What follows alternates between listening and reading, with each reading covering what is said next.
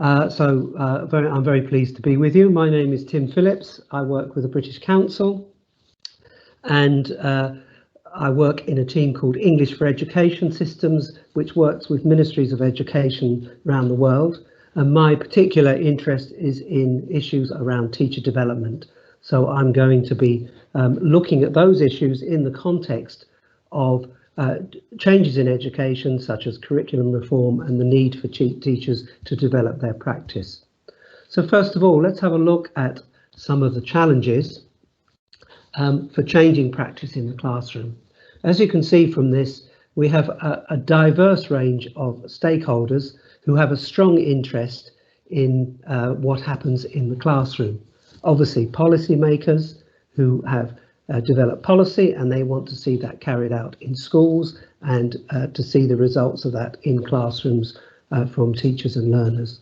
But also employers would like to see students being trained with skills which are useful for employers and help build their own businesses.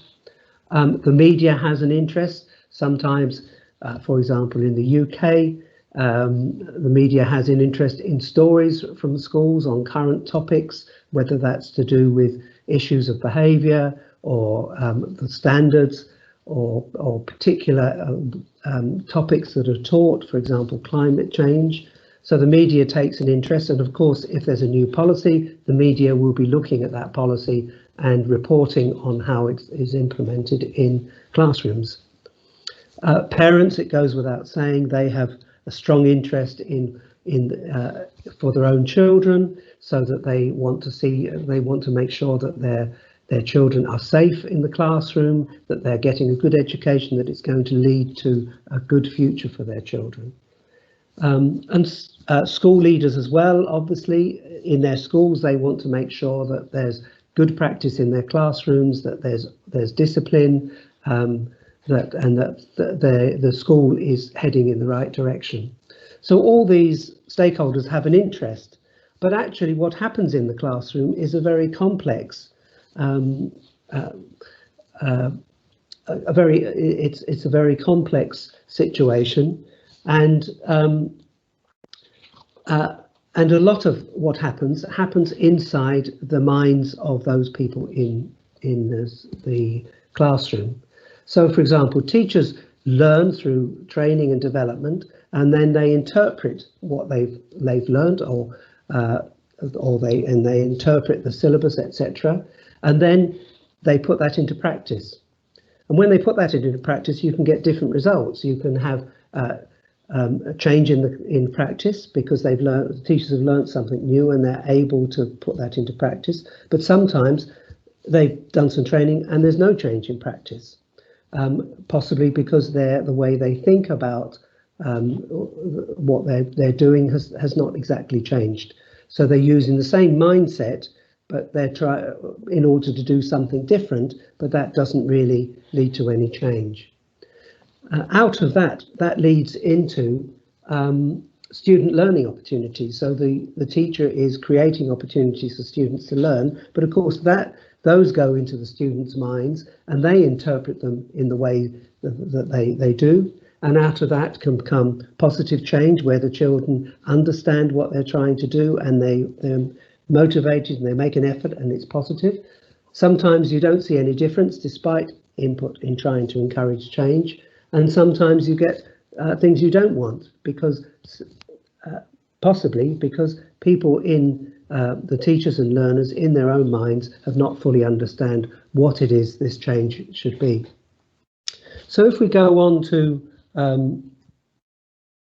looking at how do you achieve change in the classroom? Well, we'll be looking at continuing professional development as a tool to help teachers develop their skills and knowledge to support change. Continuing professional development is CPD, and as Borg says, it's more successful when teachers believe that it's relevant to their own needs. So sometimes teachers feel, well, I'm being told this is what I need to do, but I don't really think it's relevant to my particular needs, so that needs to need to bridge that gap. And also when it's fully supported across the system. Accordingly, in 2015, also says that CPD, professional development opportunities, that are carefully designed and have a strong focus on learning outcomes have a significant impact on student achievement. So the design of the training and the development needs to be very much focused on what it is you want the students to do and to achieve. Another aspect of CPD is illustrated by Joyce and Showers, and they suggest that training alone is not enough.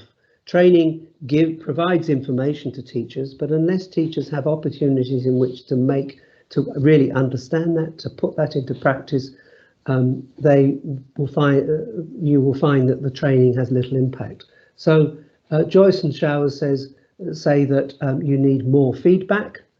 Individual teachers need personalised feedback on their performance and their understanding, and they need coaching and mentoring to help them through a lot of the complexities of actually changing practice.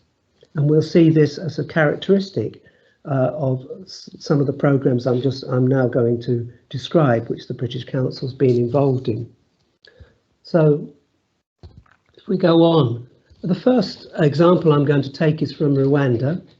The British Council has been involved in educational reform in Rwanda since 2008, when Rwanda made the decision to remove French as an official language and a language of education, and concentrate only on Kinyarwanda and English. This has meant that they've really struggled to develop the English language proficiency among teachers and the teaching skills to really support this. And so over this long period, the British Council has been working through with the Ministry of Education to try and help them deal with some of these issues. And most recently, since 2017, we've been involved in a project called Building Learning Foundations, which has been focusing on one particular issue that has emerged. Because in secondary schools, students study to a large extent in English, there's an issue that primary students are not prepared to do that. So this project has been focusing on helping primary students attain the English levels necessary to study in English at secondary education. So some of the issues that we've had to deal with this are possibly are similar to other contexts.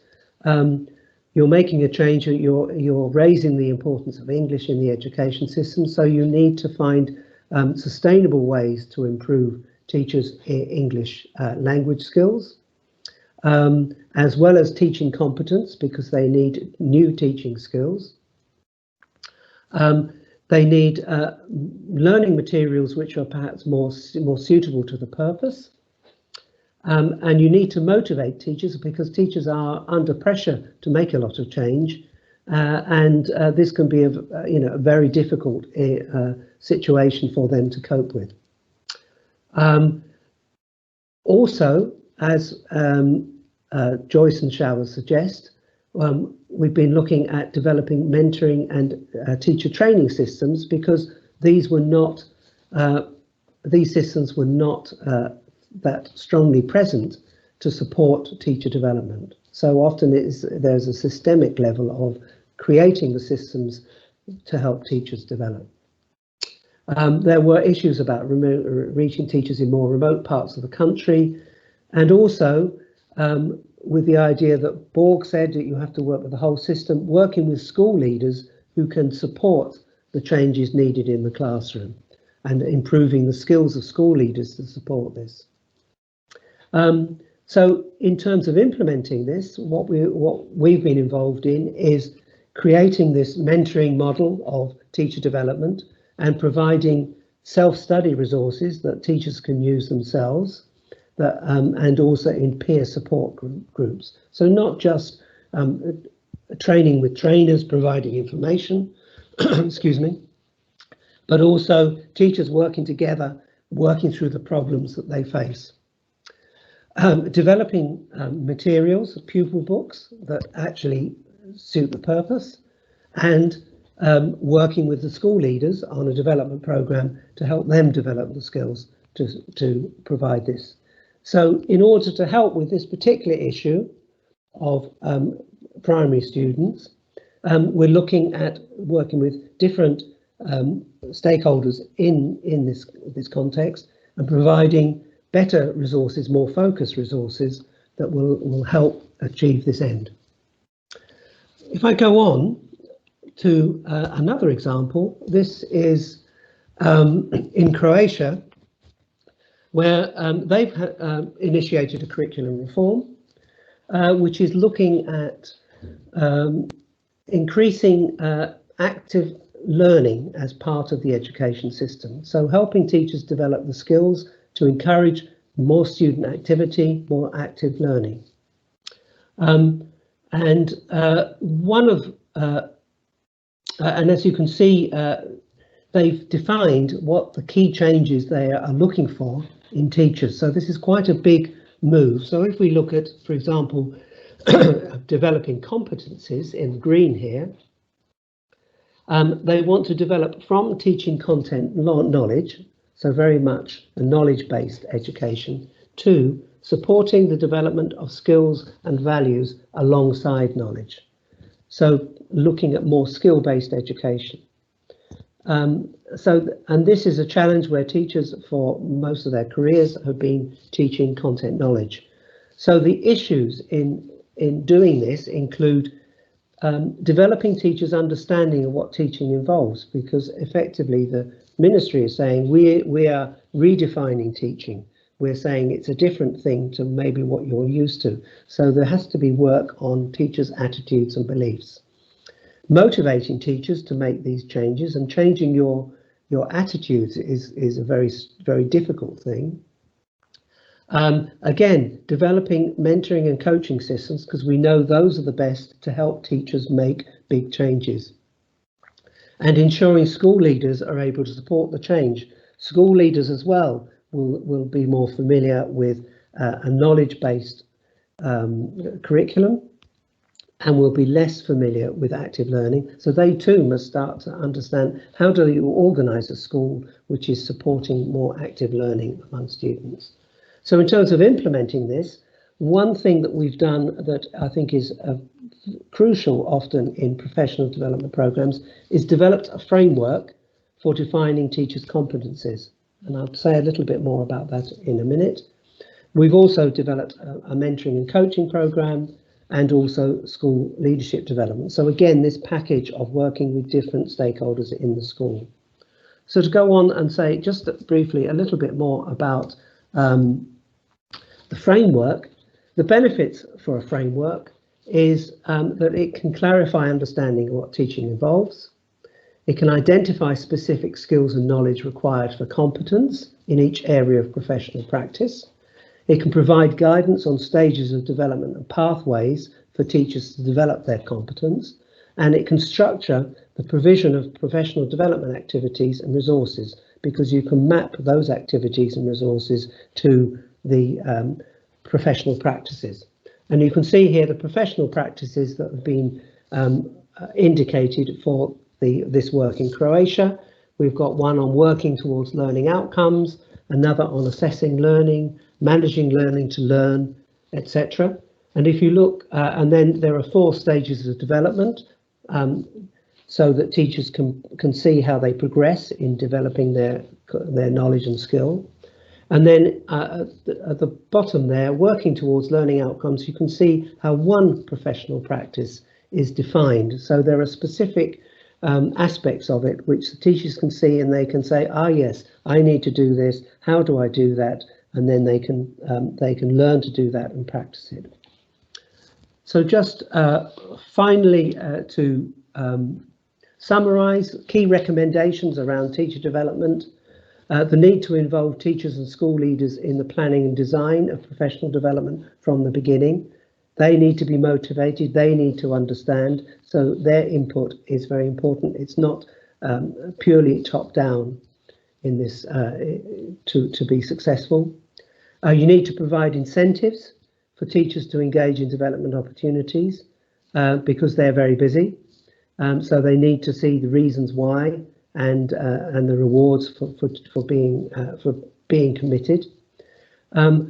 It's very useful to have a framework of professional practices to guide development. You need to develop systems for mentoring and coaching, as well as training and for teachers and school leaders. And it's important to focus on improving practice in the classroom that achieves the desired learning outcomes. So exactly what is it you want your learners to achieve? So don't spend your time training teachers with lots of different things. Focus on what you actually want to achieve and make sure you measure that. And below you can see a short model of how you might start to design a program from defining your outcomes. So I think that's all from me. I hope that was a useful introduction to some aspects of teacher development and curriculum reform. Thank you very much.